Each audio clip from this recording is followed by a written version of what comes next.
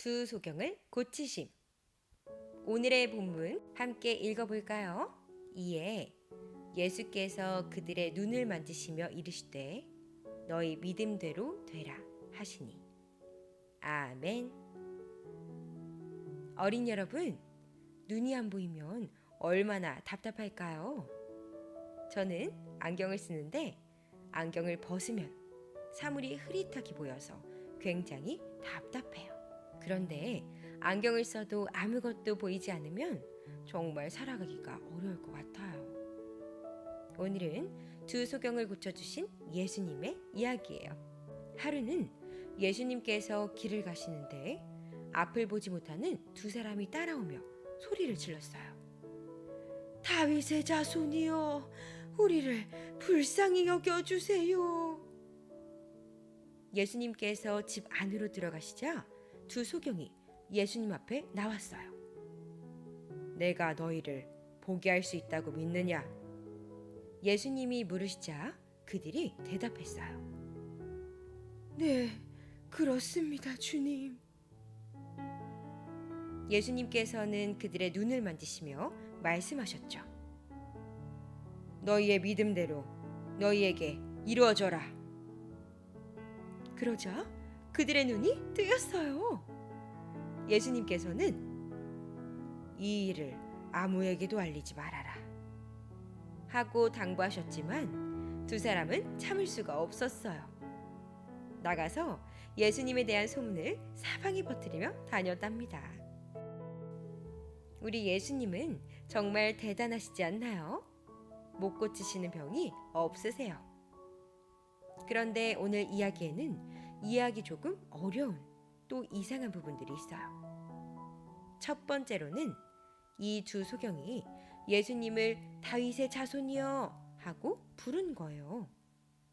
보통의 이스라엘 사람들은 자신들을 구원할 구원자가 다윗 왕의 후손으로 이 땅에 오실 것이라고 이미 알고 있었어요. 이새의 줄기에서 한 싹이 나며 그 뿌리에서 한 가지가 나서 결실할 것이요. 여호와의 신, 곧 지혜와 총명의 신이요. 모략과 재능의 신이요. 지식과 여호와를 경외하는 신이 그 위에 강림하시리니. 이사야 11장 1절에서 2절 말씀. 내가 내 몸에서 날 자식을 내 뒤에 세워 그 나라를 견고케 하리라. 저는 내 이름을 위하여 집을 건축할 것이요 나는 그 나라 위를 영원히 견고케 하리라. 나는 그 아비가 되고 그는 내 아들이 되리니 내 집과 내 나라가 내 앞에서 영원히 보존되고 내 위가 영원히 견고하리라. 사무엘하 7장 12절에서 16절 말씀. 그럼에도 불구하고 이스라엘의 많은 사람들은 예수님을 단지 하나님의 뜻을 전하는 선생님, 선지자 정도로 여기고 있었죠. 그러나 이 두 소경은 예수님을 실제로 만나보지 못했는데도 성경에서 최초로 예수님이 누구신지 알아보고 고백했어요. 대단한 믿음이죠. 이 사람들은 매우 영적인 사람들인 것 같아요. 그런데 두 번째 이상한 점이 있어요. 이런 두 사람을 예수님께서는 바로 고쳐주시지 않으셨어요. 눈이 보이지 않는 이 두 사람은 예수님을 따라가는 것이 너무 힘들었을 거예요. 심지어 소리를 지르며 쫓아갔어요. 얼마나 간절했으면 그랬을까요? 그런데 예수님께서는 이 불쌍한 사람들을 외면하시고 집으로 들어가 버리셨죠. 이 사람들은 얼마나 서운했을까요? 어린이 여러분, 예수님은 사랑이 많으신 분이 아닐까요? 그런데 예수님께서 왜 이렇게 차갑게 그들을 외면하시며 그들을 서운하게 하신 걸까요?